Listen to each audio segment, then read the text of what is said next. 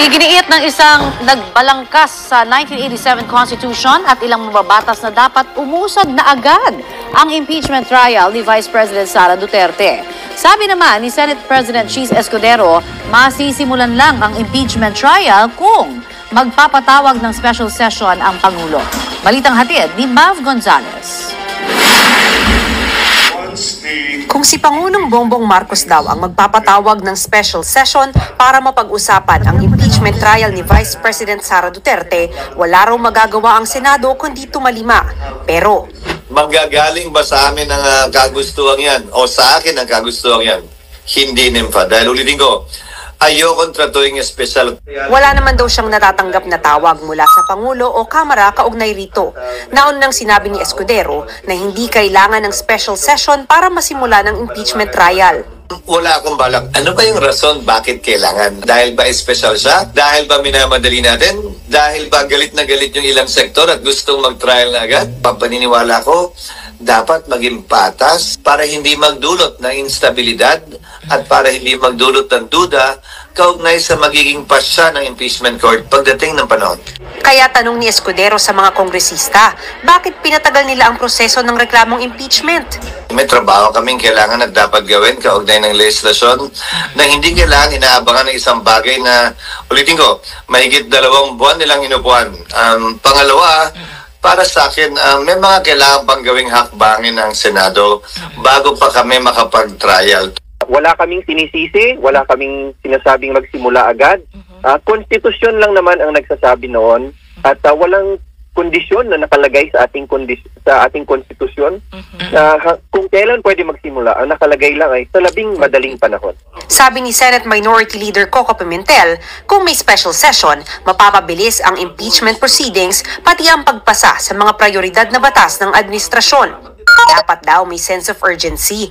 Bagaman hindi raw ibig sabihin ay dapat aksyonan agad pagkatanggap ng impeachment complaint, hindi na aniya forthwith kung 3.5 buwan ang palalampasin. Sagot ni Escudero, Hindi espesyal si Vice President Sara Duterte, hindi espesyal ang posisyon ng Vice President para sa kanya madaliin namin. Sa Chief Justice hindi, sa Ombudsman hindi. Pare-pareho lamang silang impeachable officers na sa ilalim ng konstitusyon ay dapat tratuin din ng pare-parehas. noong impeachment ni na dating Chief Justice Renato Corona at Ombudsman Merceditas Gutierrez, inabot ng mahigit 1 buwan bago nag-trial ang Senado. Ayon naman kay retired Senior Associate Justice Antonio Carpio, pwedeng magpatawag ng special session ng Pangulo para sa isang urgent bill at doon matalakay na rin ang impeachment. Siguro isang session day lang yon. Or kahit na 20 days, kaya na yun eh. So they can now convene as a impeachment court dahil they're in session. Kahit mag-resign daw ang bise bago ang impeachment trial, sana raw ituloy pa rin ang paglilitis. Kung morally, mentally, or psychologically unfit ang isang mataas na opisyal sa gobyerno, ay dapat matuloy, maprohebahan yon at makonbikta ng perpetual disqualification from holding public office. Pero para kay retired Associate Justice Adolfo Ascuna, na isa sa framers ng 1987 Constitution, The Constitution doesn't say that. Yung disqualification parang incidental na lang yan after removal. Eh kung walang removal, I don't think you can have disqualification. posible ngang hindi raw matanggal sa pwesto ang bise kahit hatulang guilty ng impeachment court. Removal from office and disqualification from holding any office under the Republic. Yun po ang maximum. Maaari pong kahit na i-convict nila na hindi nila i-impose yung maximum na yan, maaaring pagalitan lang. Yung sinasabi na censure or reprimand. Ang malinaw raw, dapat umpisahan na ng 19th Congress ang impeachment trial bago matapos ang termino nila sa June 30. Kung hindi pa nila umpisahan, at saka na lang on the 20th Congress nila umpisahan, palagay ko may problema. Dahil it's possible na yung mga pumirma na congressmen ay hindi na nanalo uli.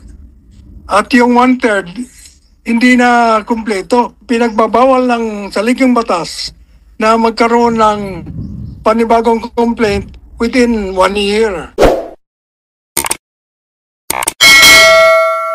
Welcome to Team Sam TV, your channel for the latest news updates. Here, we break down the biggest stories from around the globe, covering everything from breaking news to politics. Whether you want to stay informed or just catch up on what's happening, we've got you covered. So, don't forget to subscribe and hit that notification bell so you never miss out on the latest news. Join the Team Sam TV family, and let's explore the world together, one update at a time.